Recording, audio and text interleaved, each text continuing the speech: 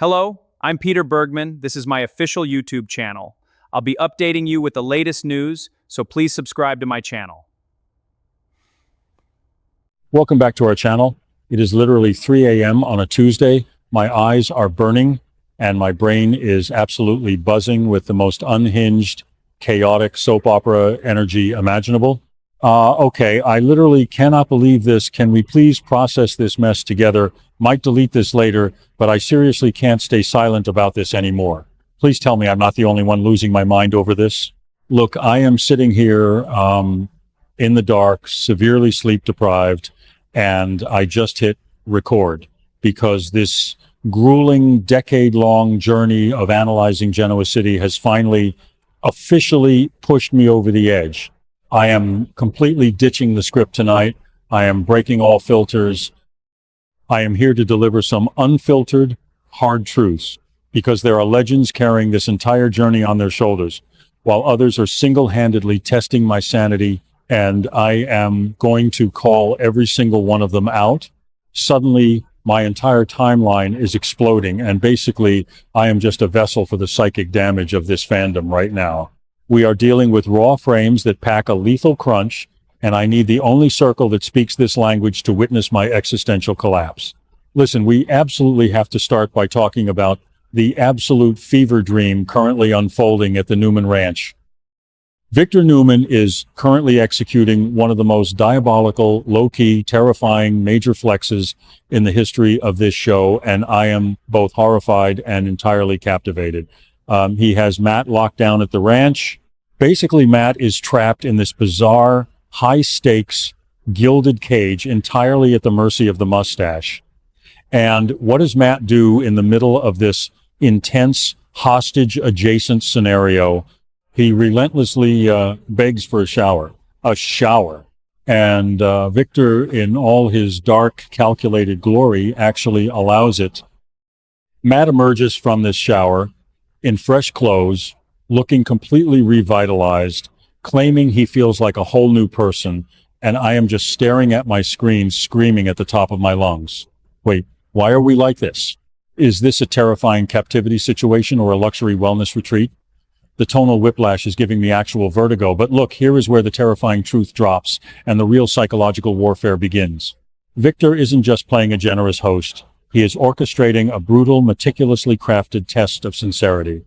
Matt's true nature is about to be violently dragged into the light, and Victor is holding the spotlight. Victor explains his master plan, and it is chilling. If Matt passes this rigorous test, if he proves that his intentions are pure and he can be controlled, Victor will use him as a pawn in his ever-expanding corporate chessboard. But if Matt fails, if Matt's true nature is exposed as deceitful, manipulative, or disloyal, Victor flat out declares that he will not hesitate to absolutely crush him into dust. It is a total game changer for the power dynamics at the ranch. Matt is literally standing there, physically refreshed but psychologically terrified, waiting to hear his ultimate fate, and honestly, the tension is suffocating. Suddenly, Nick Newman walks into this madness, looking absolutely baffled, which, honestly, same, Nick, same, and questions what on earth his father is actually doing with this guy. Nick is already stressed out of his mind because Victor just handed Chancellor over to Lily Winters. By the way, that is a massive victory for Lily.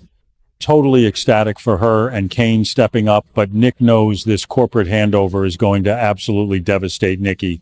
So Nick is already operating on a razor-thin edge, trying to protect his mother from the emotional fallout, and now he has to deal with his father running a secret underground loyalty testing facility in their living room. Honestly, the Newman family dynamic is just a masterclass in generational trauma, and I am basically taking notes for my own therapy sessions at this point. Victor is completely unbothered by Nick's concerns, entirely focused on extracting Matt's true essence, and it is a terrifying reminder of why Victor Newman is the undisputed king of Genoa City. Whoa, I've really gone off chasing butterflies into another dimension. Bringing the signal back, let's stick to the script. Because as unhinged and deeply fascinating as the Victor and Matt situation is, it honestly pales in comparison to the absolute emotional slaughterhouse happening right now over at society. We need to pivot.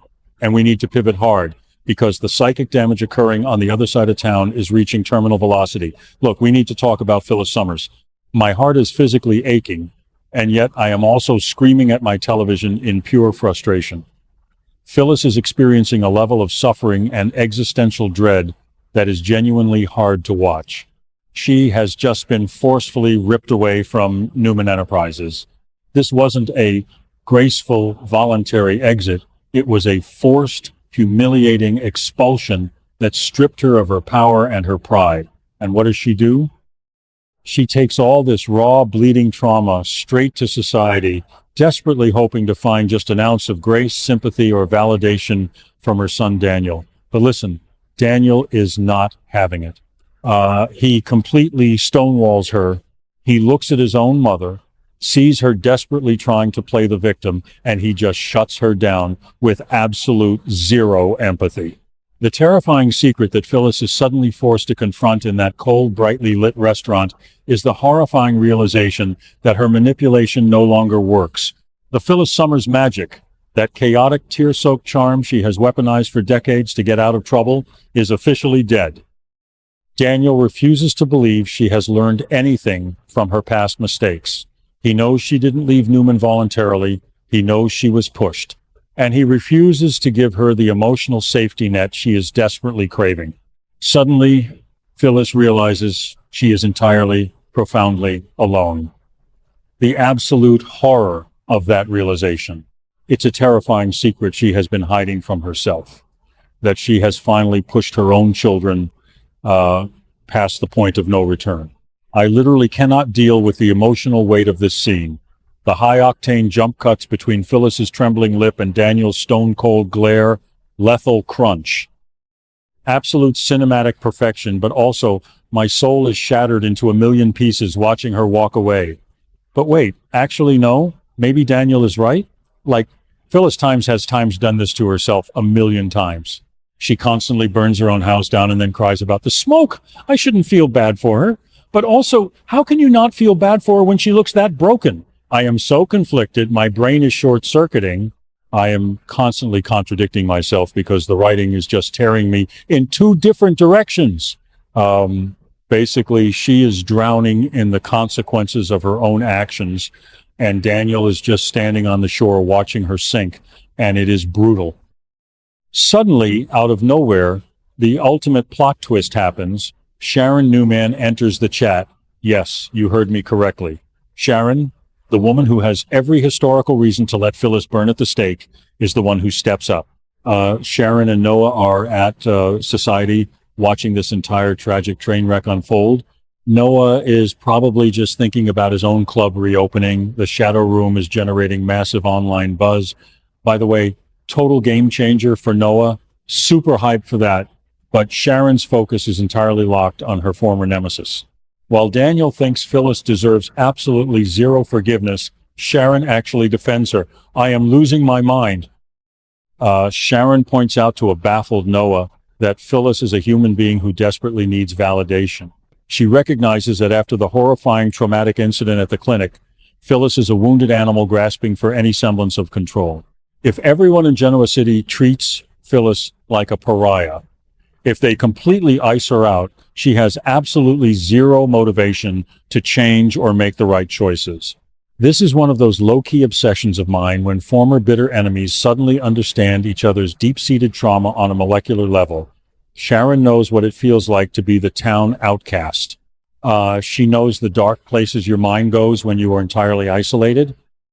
So what does Sharon do? She chases Phyllis down. She tracks her all the way to Crimson Lights, our sacred neon-lit coffeehouse battleground, and delivers this incredibly raw, empowering lifeline. She tells Phyllis that she isn't a quitter. She pushes her to fight back to prove Daniel and everyone else wrong. It is so beautiful, but also so mentally exhausting to process. Sharon is literally providing the emotional anchor that Phyllis's own son refused to give her. Honestly, watching Sharon validate Phyllis's need for control and push her to rise from the ashes is the most profound, lore-shattering major flex I have ever witnessed on this show. I am basically vibrating with excitement over this dynamic, and if the writers ruin this newfound complex alliance, I am going to riot. In conclusion, my sanity is hanging by a thread. Matt is about to either become Victor's newest weapon or get crushed into oblivion, and Phyllis is navigating the most terrifying emotional wasteland of her life with Sharon Newman as her only guide. I am completely emotionally compromised.